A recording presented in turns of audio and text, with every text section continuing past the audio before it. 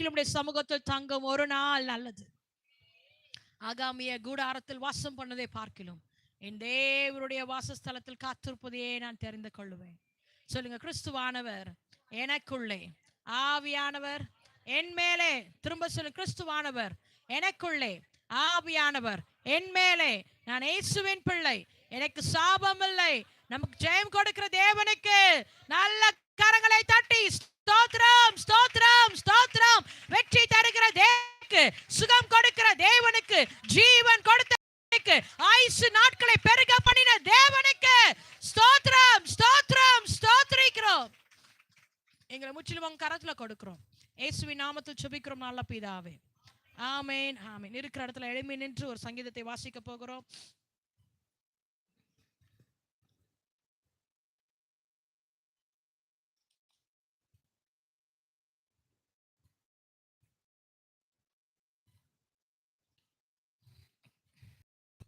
மத்தேயு போயிடலாம். சாரி, சங்கீதம் மத்தேயு வாசிக்கலாம்.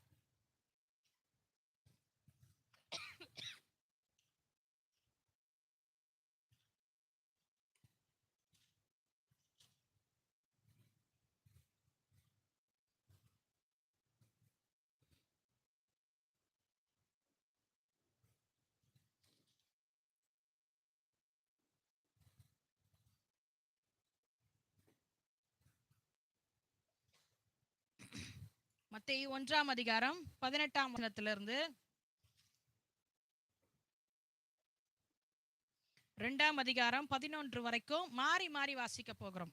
1:18 2:11 வரைக்கும் மாறி மாறி வாசிக்க போகிறோம். சரியா? ஒரு லைன்ல வந்துருங்க. கரெக்டா உங்க லைன் இருக்கா பாத்துக்கோங்க. சரி,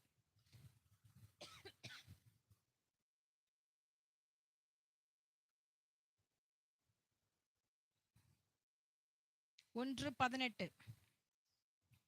இயேசு கிறிஸ்துவினுடைய ஜனனத்தின் விவரமாவது, அவருடைய தாயாகிய மரியாள் யோசேப்புக்கு நியமிக்கப்பட்டிருக்கையில் அவர்கள் கூடி வரும் முன்னே அவள் பரிசுத்த ஆவியினாலே கர்ப்பவதியானாள் என்று காணப்பட்டது.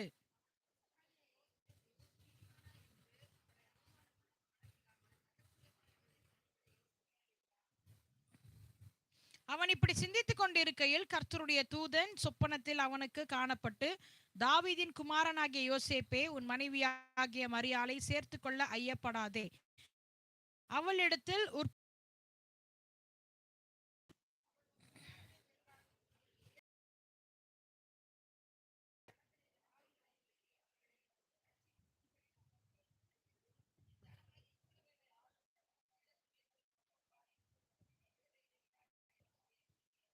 அப்பொழுது ஏரோது சாஸ்திரிகளை ரகசியமாய் அழைத்து நட்சத்திரம் காணப்பட்ட காலத்தை குறித்து அவர்களிடத்தில் திட்டமாய் விசாரித்து,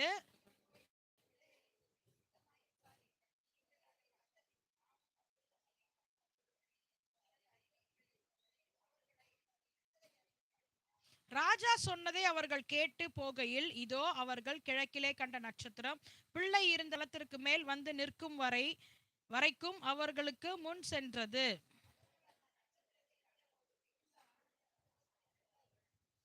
அவர்கள் அந்த வீட்டுக்குள் பிரவேசித்து பிள்ளையும் அதன் தாயாகிய மரியாளையும் கண்டு சாஷ்டாங்கமாய் விழுந்து அதை பணிந்து கொண்டு தங்கள் பொக்கிஷங்களை திறந்து பொன்னையும் தூபவர்க்கத்தையும் வெள்ளி போலத்தையும் அதற்கு காணிக்கையாக வைத்தார்கள்.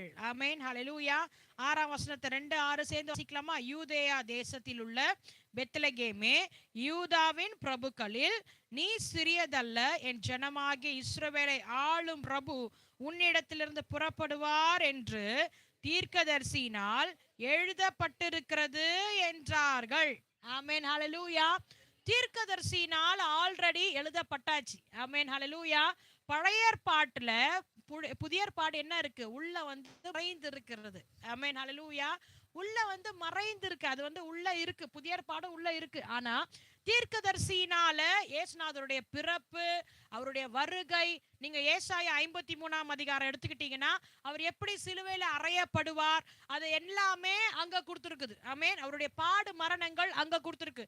ஏசாயால அநேக வசனங்கள் இவருடைய பிறப்பை குறித்து தீர்க்க தரிசனங்கள் அநேகம் அங்க கொடுத்திருக்கிறது. ஆமென், ஹல்லேலூயா. ஏதோ சும்மா அந்த காலகட்டத்துல